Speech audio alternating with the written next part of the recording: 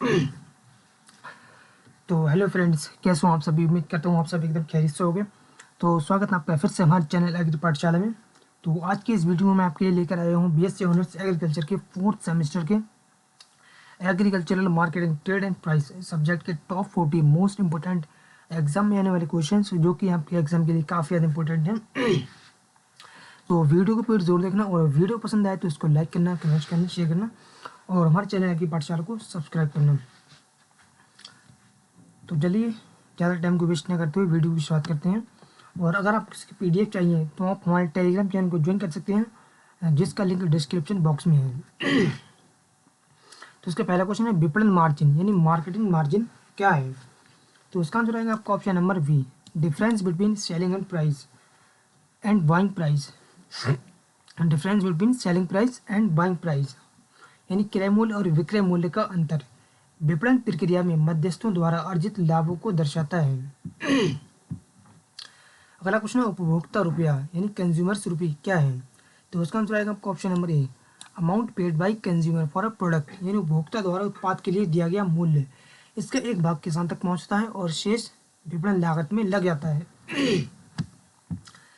अगला क्वेश्चन है, उपभोक्ता रुपये में उत्पादक का हिस्सा क्या दर्शाता है। तो उसका आंसर आएगा आपका option number A, farmers share in final consumer price यानी अंतिम उपभोक्ता मूल्य में किसान का हिस्सा। जितना जितना अधिक हिस्सा होगा किसान को उतना अधिक लाभ मिलेगा। अगला क्वेश्चन है, बाजार कार्यकर्ता यानी मार्केट फंक्शनरीज कौन होते हैं। तो उसका आंसर आएगा आपका option number C, intermediaries involve in market यानी विपणन में शामिल मध्यस्थ हैं, जैसे व्यापारी, एजेंट, दलाल आदि इसमें आते हैं। अगला क्वेश्चन है, कमीशन एजेंट कौन होता है। तो उसका आंसर आएगा आपका option number B, trade working on commission basis यानी कमीशन पर कार्य करने वाला व्यापारी। यह खरीदार और विक्रेता के बीच मध्यस्थ का कार्य करता है। अगला क्वेश्चन है, बाजार सूचना यानी मार्केट इन्फॉर्मेशन क्या है। तो इसका आंसर आएगा आपका option number A, information on price, arrival and demand यानी मूल्य, आवक और मांग की जानकारी। यह किसानों को उचित निर्णय लेने में सहायता करती है। अगला क्वेश्चन है, बाजार बुद्धिमत्ता यानी मार्केट इंटेलिजेंस क्या है। तो इसका आंसर आएगा आपका option number B, analysis and prediction of market trends यानी बाजार प्रवृत्तियों का विश्लेषण एवं पूर्वानुमान। भविष्य की कीमतों और मांग का अनुमान लगाया जाता है। अगला क्वेश्चन है, विपणन में असेंबलिंग क्या है। तो उसका आंसर आएगा आपका option number A, collection of products from farmers यानी किसानों से उत्पाद एकत्रित करना। यह विपणन की प्रारंभिक प्रक्रिया है। अगला क्वेश्चन है, परिवहन किस प्रकार का विपणन कार्य है।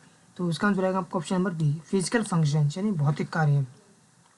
परिवहन से वस्तुएं बाजार तक पहुंचती हैं। अगला क्वेश्चन है, भंडार किस श्रेणी में आता है। तो उसका आंसर आएगा आपका option number B, physical function यानी भौतिक कार्य। यह उत्पाद की उपलब्धता बनाए रखता है। अगला क्वेश्चन है, ग्रेडिंग किस प्रकार का कार्य है। तो उसका आंसर आएगा आपका option number B, facilitative function यानी सहायक कार्य। ग्रेडिंग विपणन को सुगम बनाती है। अगला क्वेश्चन है, मानकीकरण किसमें सहायता करता है। तो उसका आंसर आएगा आपका ऑप्शन नंबर ए, यूनिफॉर्म क्वालिटी यानी एक समान गुणवत्ता। इससे खरीदार और विक्रेता दोनों को लाभ होता है। अगला क्वेश्चन है, अग्रिम व्यापार यानी फॉरवर्ड ट्रेडिंग क्या है। तो इसका आंसर आएगा आपका ऑप्शन नंबर ए, फ्यूचर सेल एग्रीमेंट यानी भविष्य की बिक्री का समझौता। इसमें भविष्य में निश्चित मूल्य पर लेन देन होता है।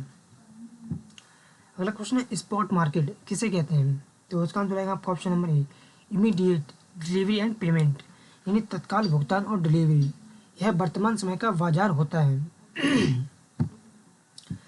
अगला क्वेश्चन है, ऑर्बिटेज क्या है।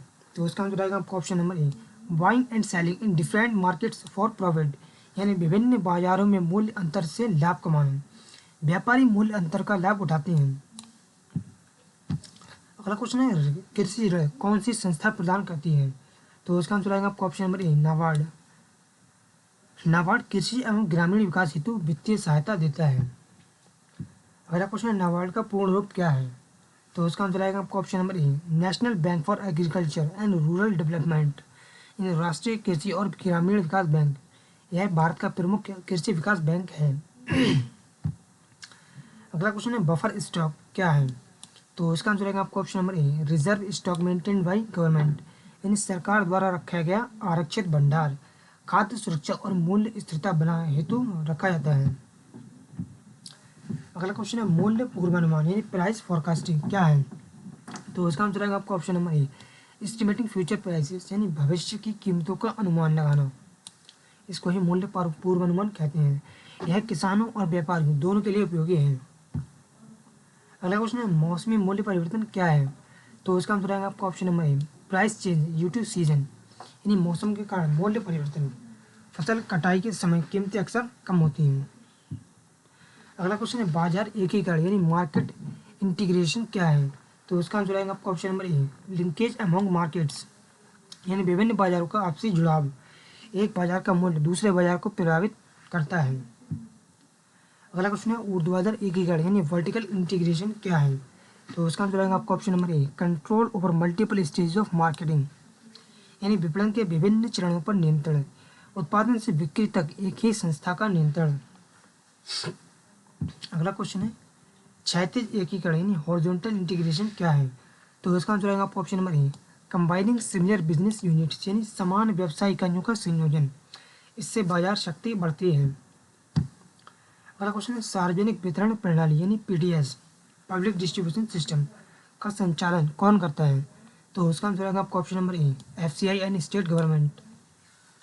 एफसीआई एवं राज्य सरकारें गरीबों को खाद्यान्न उपलब्ध कराने हेतु। अगला क्वेश्चन है खरीद मूल्य यानी प्रोक्योरमेंट प्राइस क्या है? तो उसका आंसर आएगा आपका option number A, price at which government purchase produce यानी सरकार द्वारा खरीद का मूल्य। यह एमएसपी से जुड़ा हो सकता है। अगला क्वेश्चन है कृषि कीमतों को मुख्य रूप से कौन प्रभावित करता है? तो इसका आंसर आएगा आपका option number A, demand and supply यानी मांग एंड आपूर्ति। मूल्य निर्धारण का मुख्य आधार यही है। अगला क्वेश्चन है अंतरराष्ट्रीय व्यापार में डंपिंग का अर्थ क्या है? तो इसका आंसर आएगा आपका option number A, selling goods abroad at very low prices यानी विदेश में बहुत कम मूल्य पर बिक्री। इससे घरेलू उद्योग प्रभावित हो सकते हैं। अगला क्वेश्चन है टैरिफ क्या है? तो इसका आंसर आएगा आपका option number A, tax on import and export यानी आयात और निर्यात पर कर।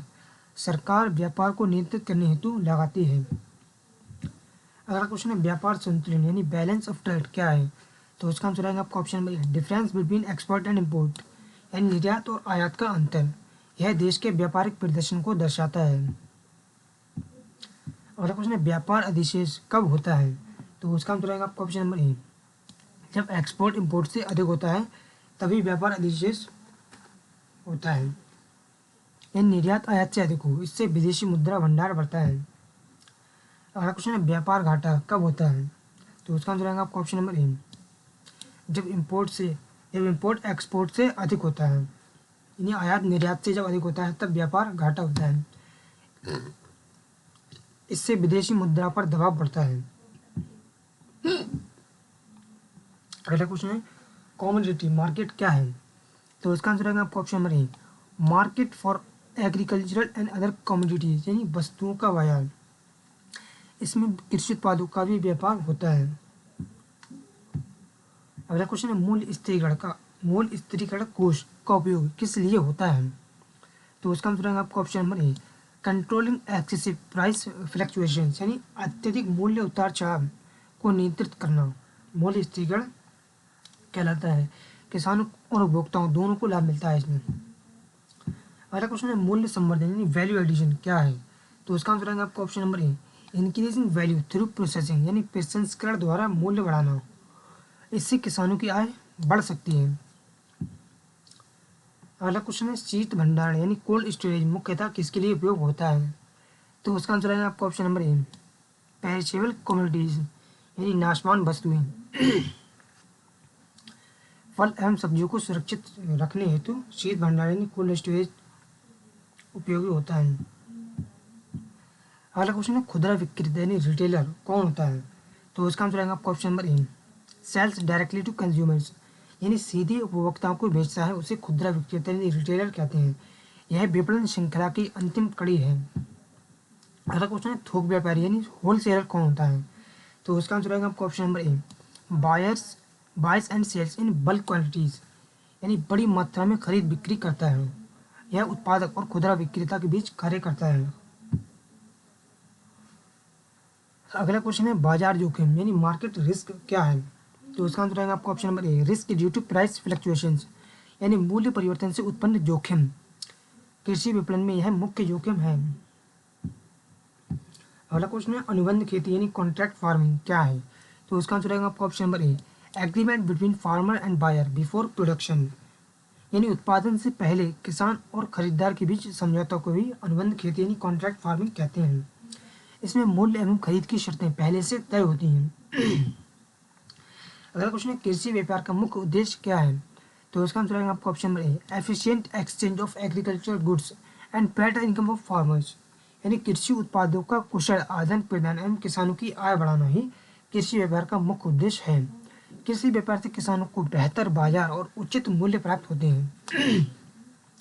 तो फ्रेंड्स, आज के इस वीडियो में मैंने आपको बीएससी ऑनर्स एग्रीकल्चर के 4th सेमेस्टर के agriculture and marketing trade and price subject के टॉप 40 इंपॉर्टेंट क्वेश्चन बताए, जो कि आपके एग्जाम के लिए काफ़ी ज़्यादा इंपॉर्टेंट है। तो अगर आपको ये वीडियो पसंद आई हो तो इसको लाइक करना, कमेंट्स करना, शेयर करना और हमारे चैनल एग्री पाठशाला को सब्सक्राइब करना।